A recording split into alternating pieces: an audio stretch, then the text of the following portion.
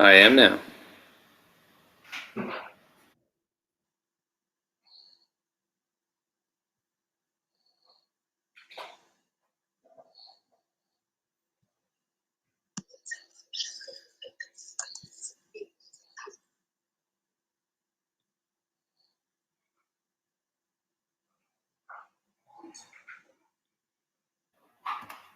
Hey, you know what? I'm gonna have him. He did log out. I'm gonna have him do it one more time. I gotta email him.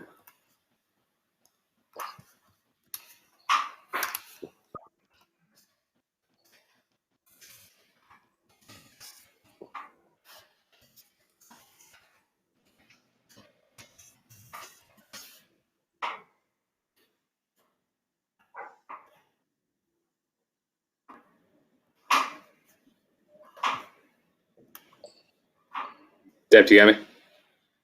No.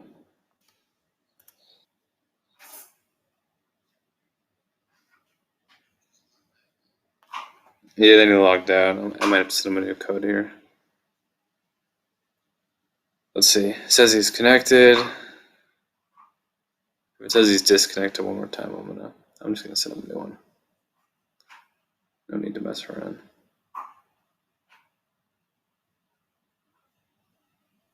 Deb, you got me?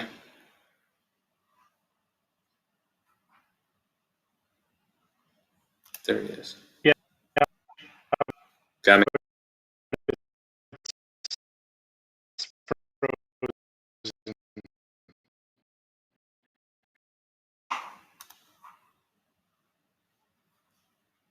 You're frozen on my end here.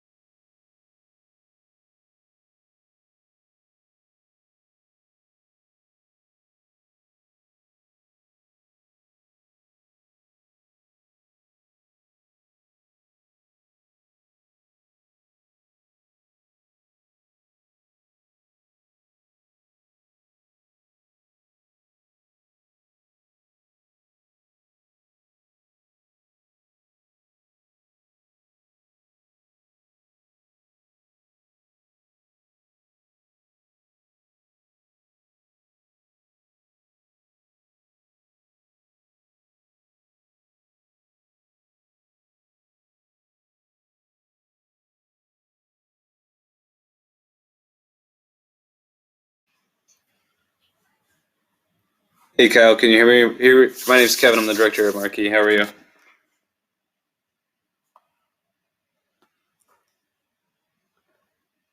I cannot hear you. Give me a thumbs up if you can hear me. Yep. You can. Okay, I cannot hear you.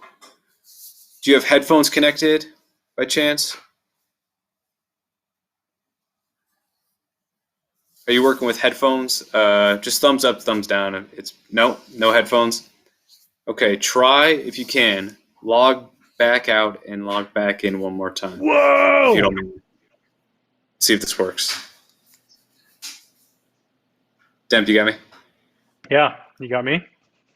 Gotcha. Hey, Kyle. He logged it. He's gonna try logging back in. Okay. You cannot hear his audio. What's up, Demp? Hey Malik. Hey, how are you? Good. How you doing? I'm good, man. Riley, no Nice. levels. So big Tuesday tomorrow? Yeah. I'm gonna open you up here. Great.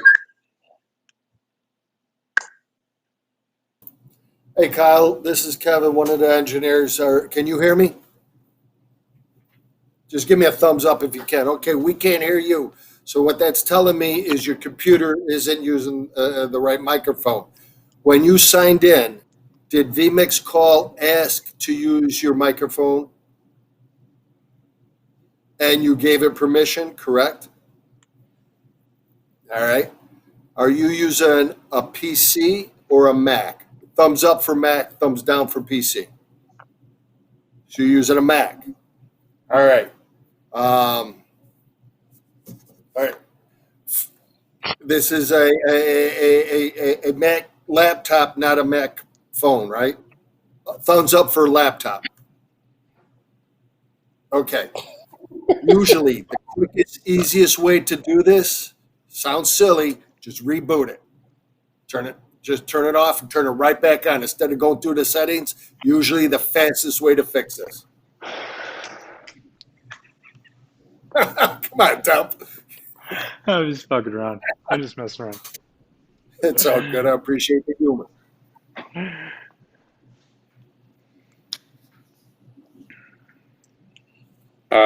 Dem, can you tilt up? I'm just seeing a little bit of your laptop in your shot. Yeah. Just want to get rid of that right there. Better? It's better. And then are you back on wireless?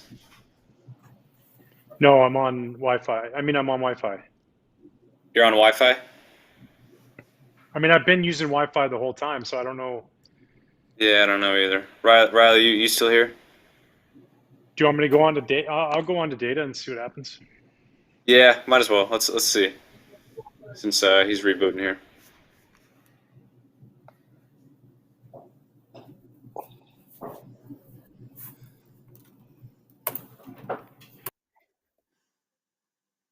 Hey, Kevin, this is Kevin. I just went to go get my Mac.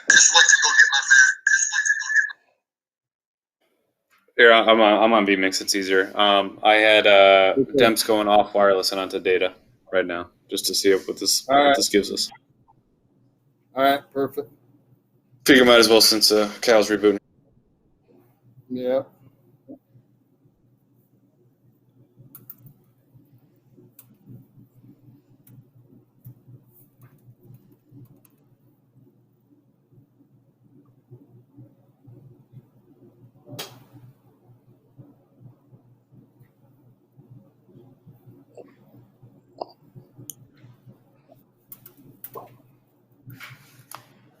All right, it says he's connected, Demp, but I don't see him. Cool. Done? Yeah. I don't see him either.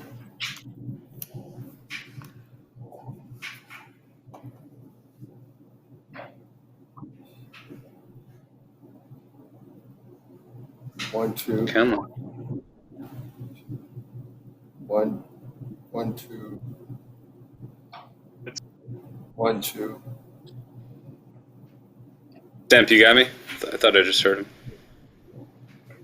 Thought I just heard him too. He may have to go back to wireless or Wi-Fi.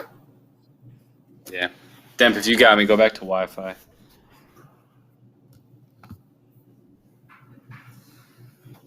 Yeah, just all of a sudden, Kevin, he's coming in.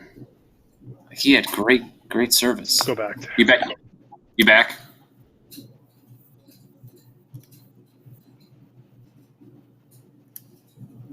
We'll just stick with wireless here. Mm-hmm.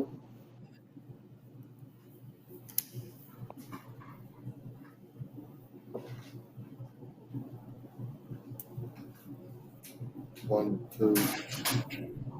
Well, we're having lots of issues tonight, it seems like. Shoot. See, look, he starts out great. Look at that. Clear. Ding, ding. He's on direct peer-to-peer connection. Okay. Did you reduce his return quality to free up bandwidth? He's on mobile. I can Right. go. That's the lowest setting there. Hello. Yeah, we should have That's Kyle. good. Hey, Kyle, you got me here? Hello. Hey, Kyle. Got you. Can you hear us? Hello. We hear you. Oh, it's like Fantastic. sweet sound of baby Jesus. I don't know about There he that. is. There he is. Shake and bake, baby.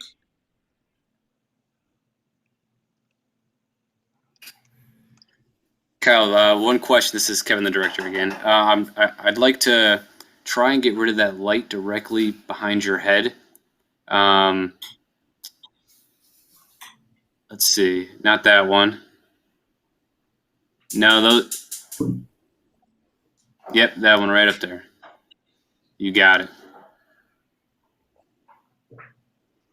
Good. Thank you very much. All good. Bingo. Schwarbs, can you hear me? Yes, Ryan. Hello. Jackpot. What's going on? How you doing, man? Oh, just doing it. Just grinding. Just hopefully all this shit gets figured out soon. Where are you working out at? We're in Arizona. Nice. Yeah, we just decided to stay down here. I mean, it was Hey, Kevin, easier you have in them terms both at 30 milliseconds. of weather-wise and Teams here. you know, just in terms of being able to have access to things out here. Besides, if we went home, be cold, you know, don't really have a place to work out at. You know, we can work outside here, in backyards, things like that. But wasn't even going to be able to do that in Ohio. So Yeah. we just said, screw it, we're going to stay out here. Sweet. How hot was it today? Where are you? Chicago? Yeah. How's the weather? It's all right. Like 60s, high 60s. We've had some 70s days. Rain. It's been like we just had a huge rainstorm. It's been good though. Kelly and I go for walks every day. I just throw Izzy in the backpack. I have like a hiking backpack, and we just book for like 5 miles a day. Awesome. Yeah. I just go straight down one-way streets, right in the middle of the street.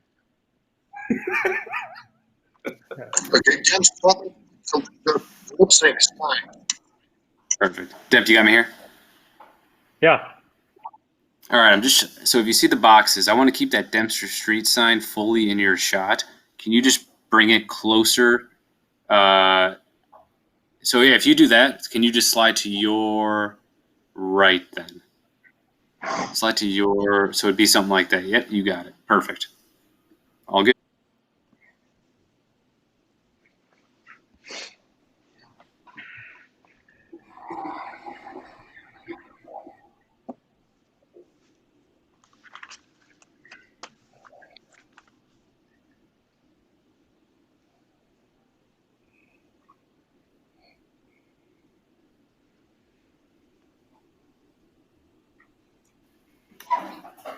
All right, Malik, I'm happy here. Starting to record now. I'm rolling.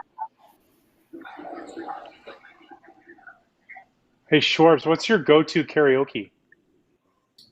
What do you sing? Shit. Artists, who do you like singing? Yeah, I mean, I guess you go like I'm a big like Blink-182 guy. Not many people like to listen. Yeah.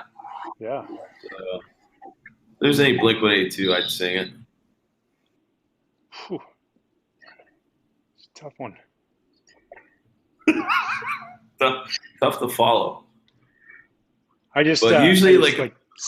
if there's a bunch of people, I'll go like wagon wheel, so like they can sing along, and I sound like a big idiot up there, you know. Yeah.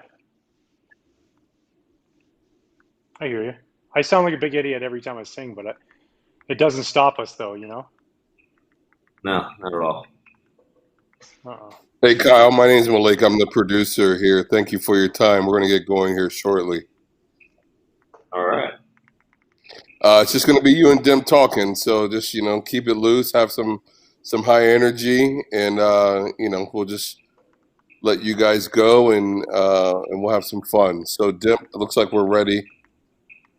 Okay. It's gonna be really hard having high energy talking to Dempster, I just took some fast twitch too. I'm ready.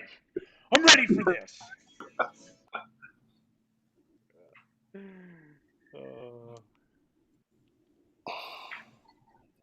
All right, Dim, I'll count you in.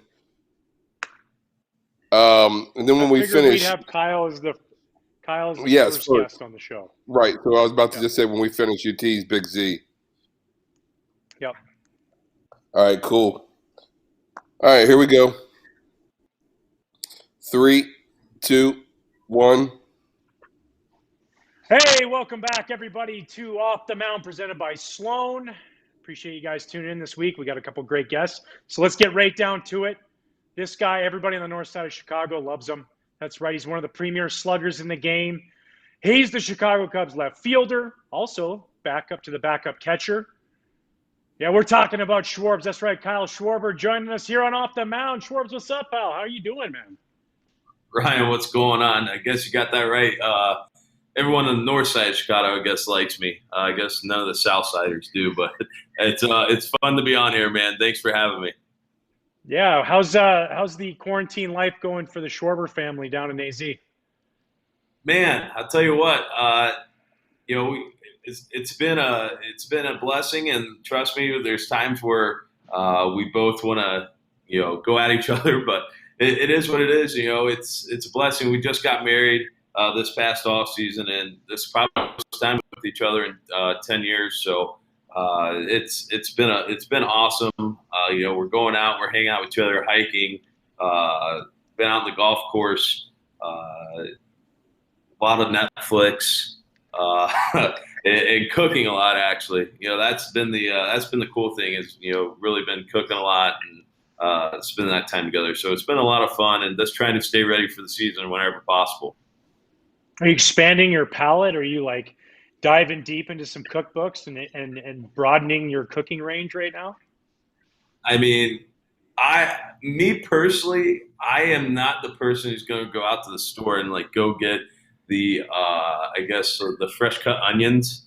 I'm going to be the person who's going to say, "Hey, where's the meat? I'll grab it. I'll put it on the grill, and I'll meet you up there in 20." You know what I mean? Yeah. Get you one of those like big, huge tomahawk steaks, with the big bone in it, and just mow that whole thing down. You could use it. A lot of protein there, good for the muscles. Ooh, now you're talking my language. I mean, one day I'm hoping to like be good enough on this grill now, so when I get home and we actually have a decent grill, that I can make like Wagyu beef, whatever it is, smoke up some ribs, whatever it is, and have like the apron that says like Schwarber Grill Master or something like that, something cool and cheesy. I love that. You talked about Netflix. Everybody's got a show, right? Or multiple shows, especially nowadays. We got multiple shows going. What's the one that you and Paige are like, hey, one more, honey? How do you feel? It's like 2 a.m. You're like, hey, just one more? You can't stop watching. What's your go-to right now? Well, the sad thing was we watched it all in one day, Tiger King, when it came out. Like, I just couldn't. God. I just can't believe that actually goes on in our society. I mean, that was unbelievable. And like this thing, like these are the people out there that are responsible for these big giant cats, and they're going to keep you safe. No. But I mean, every twist and turn. I mean, you couldn't write a better story, I didn't think. And the sad thing is, I guess it wasn't a story; it was real life. It's right up there. I mean, I figured Last Dance, Tiger King, on par for documentary of a real life superstar, Michael Jordan and Joe Exotic. 100%. I mean, Joe. I think Joe might top MJ in just in terms of like well-roundedness. I mean, this guy. I mean, he was a Tiger keeper. He ran for the mayor, governor, and I mean, he was even a paramedic at one point. Like in his paramedic jacket when the lady got her arm bit off. I mean, what a well-rounded guy. You know what I mean? Pulling off all the skills, no problem. We're going to apply a little pressure. You're going to lose a little bit of that arm, but we're going to be just fine. We're going to have you back to work in 5 days. A top-notch medic right there. Oh man, wow, what a guy! Love to shake. Have you been watching The Last Dance? Yeah, I have been actually. I mean, what a mindset of just winning, and I think that translates. Obviously, it translates to us athletes on the field, but I think that can translate into everyday life. Just how he went about business. How he had this mindset of whatever he was going to do, he's going to dominate. And if you take that into your everyday mindset, that nothing's going to stop you. Yeah, I mean, it was incredible. Just the fact that, he didn't believe he was going to beat you. He knew he was going to beat you, and that came through, hard work, determination, but really at the core of it all, inside of him, just believing in himself so much. You know what that's like when you're believing yourself. You can do some amazing things out there on the field. Yeah, I mean, it's a whole different ball game when you have the mindset. Everyone says in baseball, and I mean, I'm sure it is in basketball too. Just listen to the Jordan talk that this game is 90% middle. The 10% is the physical stuff that you see out in the field, but how you handle your day-to-day aspects and how you have your mindset and your game plan and what you're going to do when you're out there and the crap's hitting the fan. It's what he was able to do. To you, speaking of like what you were doing on the field, last year was, I felt like such a huge year for you, especially the second half of the season, the success that you had, the huge numbers that you put up in the second half. I know how excited you were, looking forward to going into this season with that, and hopefully you'll get a chance to do that, and that would be great. But what do you think changed for you? Was there a moment, or was it the ability to go out there and play every day against righties and lefties? What was it that really clicked for you and helped you turn the corner last year? Yeah, obviously it's a combination of a lot of different things, and when you're able to be out there on the field every day, and you're just going out there trying to win. I think that's the biggest mindset, and I mean, it kind of hit me in 2017 with Kenny Ravizza. God rest his soul. He was our former mental skills guy before he was passed away, but. He had this great story when we were out. Me and him were out in LA. We were playing the Dodgers in 2017, and we're in my hotel room. We're talking, and he goes in his only voice, "Hey, Shlomo, come here." He's got this like really high, but like really SoCal voice, and he goes, "All right, do your routine. Do your routine. Step in the box." I go, "Okay." Like, you don't want me to like have a bat or anything? He's like, "No, just stand in there." So I stand in there. I'm doing this, and this guy's an older gentleman, and he decides to jump on my back. Like, I'm holding Ken Ravizza on my back, and he's like, "Swing! Just try to swing." And I'm like, trying to swing, and he's like, "That's what you're doing every time. You're carrying stuff into your bats." And I mean, that was like it was an eye opener for me. Like, thinking like, I really am. Like, it's so hard in this game to not be in the moment and to carry all your previous. If it's a strikeout, a line out, the umpire called a pitch outside that you didn't think was a strike, but he called it a strike. Things like that. That he was able to help me and take my mind off that, and then just being able to formulate more and more and playing more and more. And another key thing was when I was down the cage last year, me, Sledge, and Post, who are hitting coaches, we're down there, and I was just talking about like what I wanted to feel about in my swing. because I've had it my whole life, and I just wasn't feeling it at the time, and I'm like, you know what? I just used to do this, and I put the ball was on the tee, and I just go boom, and it goes whack right off the back of the net. I'm like, they're like, why don't you do that again? I'm like, good point. So just kept going whack, whack, boom, and it was just this rhythm thing with me, and it was able to stick, and that was kind of the two big things I took away was having a strong mental side and also being able to stick with that swing mechanic and stick with your routine throughout the whole year and to make those small adjustments. Yeah, I couldn't agree. For me, that was such a thing too. The pitch to pitch. It's only this pitch that matters, whether it's the pitcher or the hitter. What happened previously is long gone. Although it might be seconds till the next pitch, that is so far in the past, and that's all you can do is, control that moment right there. And you're right. When you don't carry those things, it frees your mind up, it frees your body up. You're not as tense, and the results for you definitely showed. It was fun to watch. You build on that in that second half and go out there and have that. I was really, really pumped for you. It was fun to watch, and looking forward to this year to seeing you carry that over into this year. It's going to be a special thing to see. Yeah, well, me too. Personally, it was a win in the second half, but obviously with the team side, we didn't finish where we wanted to be, and I think we're all looking forward to when we're going to get that call to get back out there and start getting after it all again with the boys.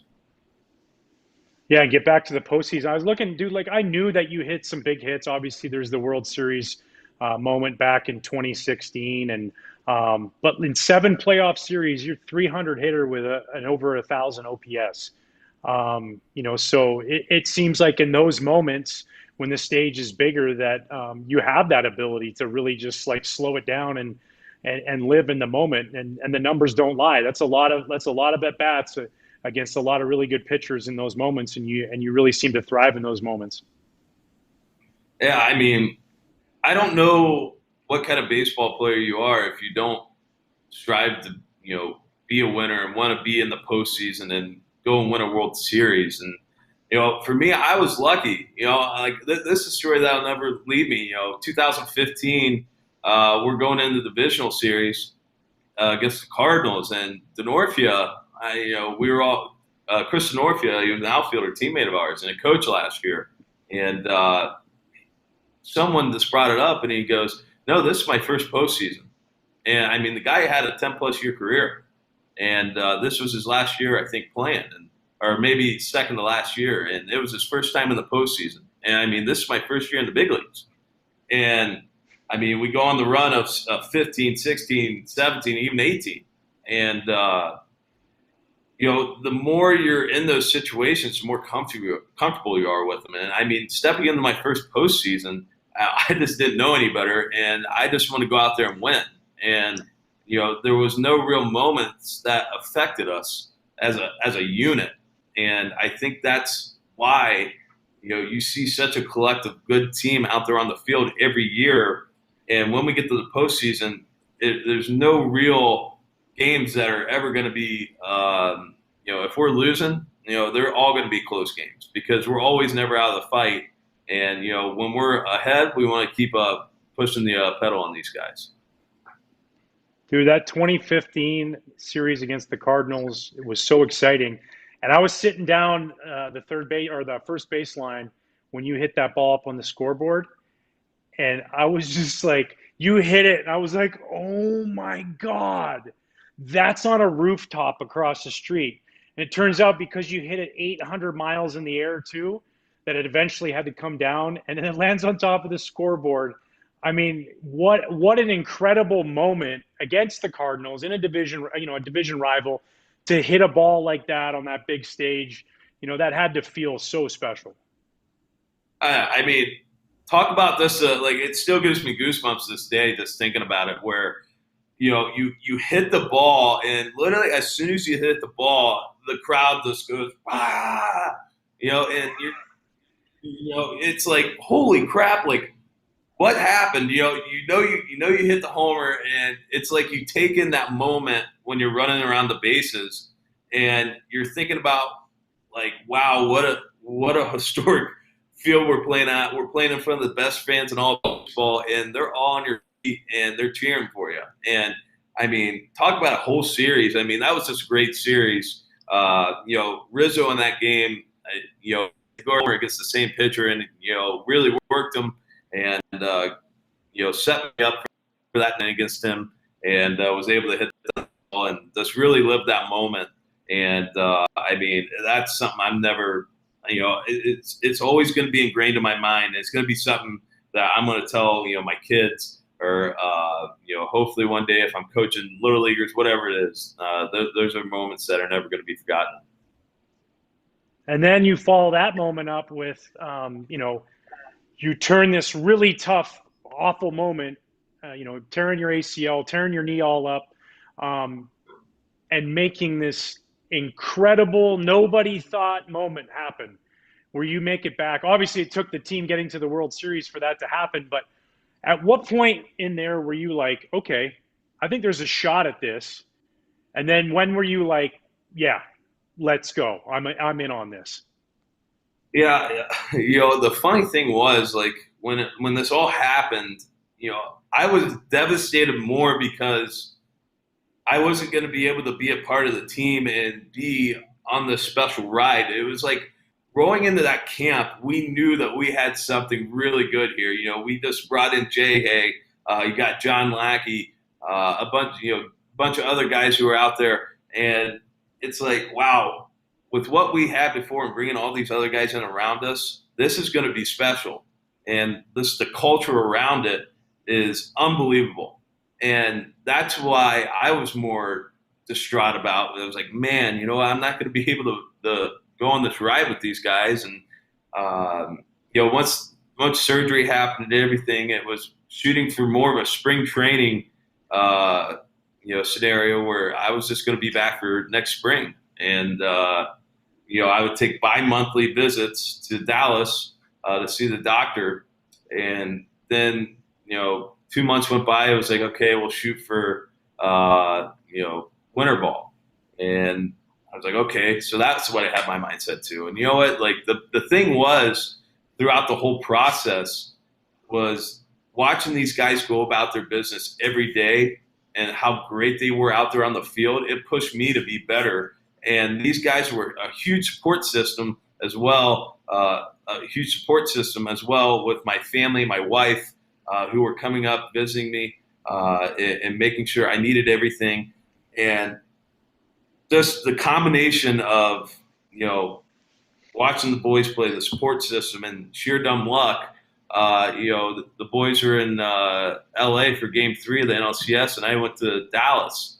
And, I would just type, the trainers would type questions and the doctor, and they always ask me if I want to put anything. I'm like, just be funny. I'll put World Series down at the bottom. And he's doing the knee check. Yeah, right.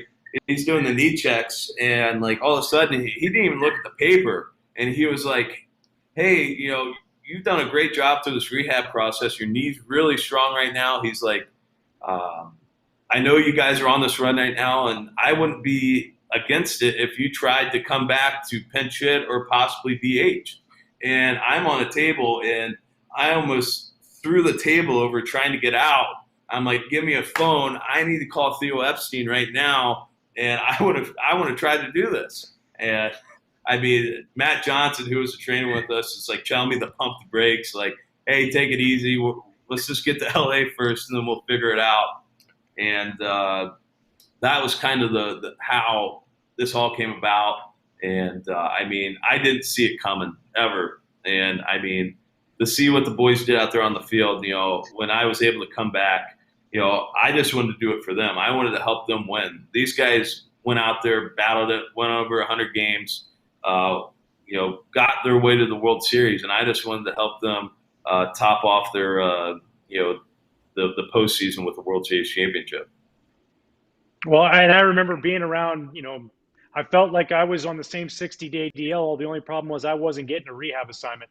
I was with you guys so much, and just like you said, they gave you this support system. I know for a fact that when you came off the DL and you came back, that instantly, you know, somebody who had like a little tweak in their back or a little tight hamstring, that went away, because it's like Schwarbs has come back from a torn ACL and he's playing in this. Nothing hurts anymore, and it was cool to see on the same way you inspire those guys to go out there and get. And it was just, you know, one guy after another, just a team atmosphere, just piling on top of each other. It was so cool. And then, of course, you know, a memorable day there in Cleveland that will last a lifetime for all of us who were involved, and especially you guys on the field, man. That was pretty special right there. Yeah, I mean, talk about being down 3-1 and being really comfortable. You know, that was like. I know, right? I was like, I walked in the clubhouse. I'm like, it felt like we were up 3-1. I know. Special, I mean, man. It was incredible. I know, and that it's just a testament to like the organization and the players that were in the clubhouse, and just how we wanted to go about this. You know, and it's a funny thing. We talk about the Red Sox all the time. You know, back when they were down, and they're like, well, you know, you got Millar out there saying, well, we got, you know, him chilling, then anything can happen. You know, that was the same thing with us. We had Johnny going. Then if Johnny wins, we got Jake going behind him, Cy Young winner the year before, and then you got the ERA leader, Hendricks, going Game 7.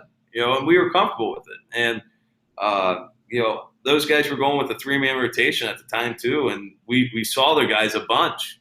And you know, I think that's what all helped us, and obviously our mindsets. And I mean, just what a special time. And you know, the rain delay speech with Jay Hay, bringing all the boys together once, you know, crap was hitting the fan, and making sure that we were all out there on the same page going out there for that 10th inning to, you know, make sure that we were going to take the lead and shut the door on them there. Yeah, well, I look forward to seeing you back in another World Series in a Cub uniform. I think that'll be pretty special. Stepping away from baseball, like life's going on right now. You and Paige, your whole family, you guys do amazing stuff for first responders. You know, especially right now, the people on the front lines. You know, talk a little bit about your charity and why it's so important to you, and what you guys are doing to give back to the first responders. Yeah, so our charity is Schwarber's Neighborhood Heroes. It supports first responders and military personnel. And the reason it means so much to me is I grew up in that kind of family. You know, my dad was a policeman. My mother was a nurse. And my sister was in the military, and now she's a policeman where my dad worked at. I had an uncle who was a policeman up in Cleveland. His son was in the Army. Another cousin of mine was in the Army. So this stuff really you know, it hit me home. It hit me at home. And I knew what these men and women go through every day, you know, saying goodbye and, you know, not knowing if it's their last, and just trying to make it back home to their kids and be able to support their families. And that's just kind of the biggest reason why I really wanted to shed light on these individuals who are going out there trying to protect us every day, to let us do what we do. And they're just how they're so selfless out there, putting themselves first and their family second. And so, you know, right now, obviously with the COVID going on right now, we're trying to do everything possible. We're trying to do a lot of research right now. We were able to provide meals to first responders in Chicago. And, you know, right now we're really trying to search and dig deep on a way that we can really impact all these individuals who are out there putting their lives on the line every day. And obviously right now with this all going on, we're not going to be able to have our event. So we're trying to get creative and try to do put together possibly an auction or whatever it is to start raising some more money to make sure that we can distribute it out to the individuals who really need it. And it comes across when I go to your events, and I've been there and been a part of them. You can see how much it means to you. And I know the last one we did, it was great to see your sister there, and you know, the police dog walking around attacking people. Not just one person, but they were well protected, so that was fine. But I just like you, I grew up. My dad was a fire chief. My brother's a firefighter. My other brother was a volunteer firefighter. me and you were the black sheep of the family. You know what I mean? All we ever did was hit and throw a baseball sort of well sometimes.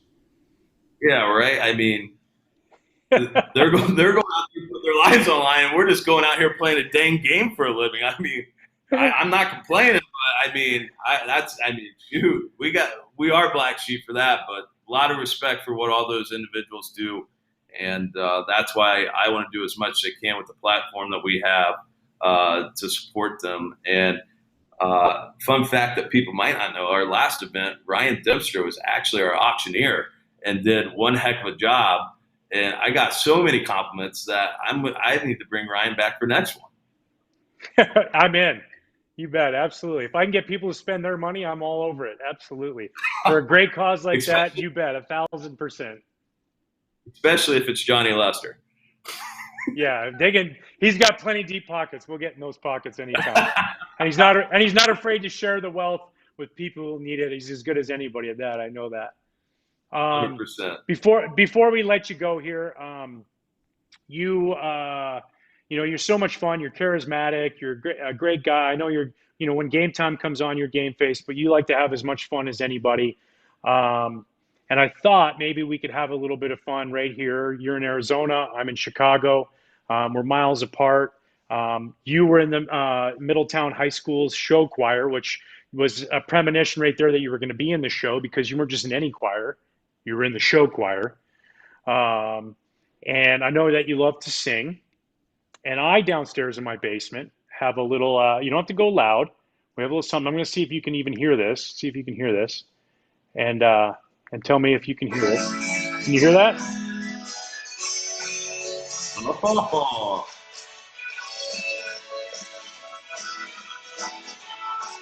So Kyle Schwarber is going to join us here on Off the Mound. This is in the style of Darius Rucker, not the old show medicine show. Heading down south to the land of the pine. My way up in North Carolina. Heading down the road, praying to God I see headlights.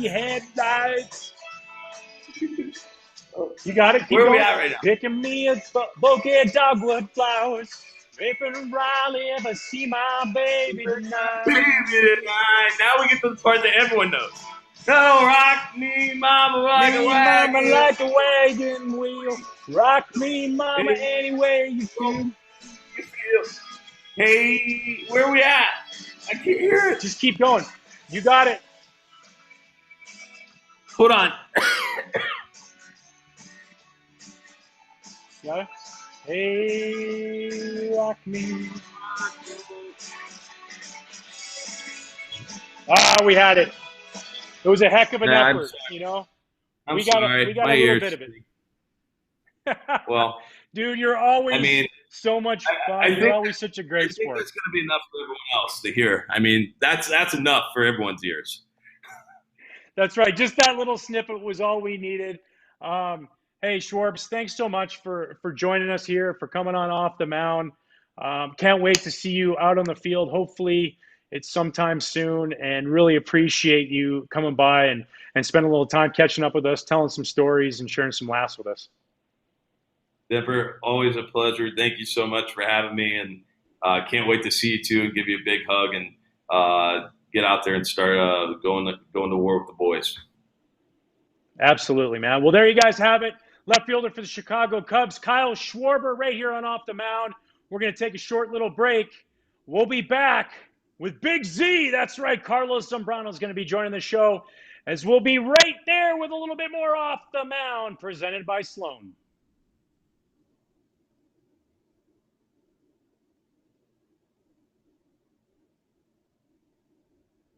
Oh, dude, it was great. It was great, dude. I tried. It was a little bit of a delay, I think, so that's why you couldn't hear it quite as fast. Dude, you're awesome, man. Thanks for sharing those stories too. I was looking at your lips, and I'm like, am I off? I'm like, I can hear the music, but I'm like, I must be off. I should have just let you have it the whole way.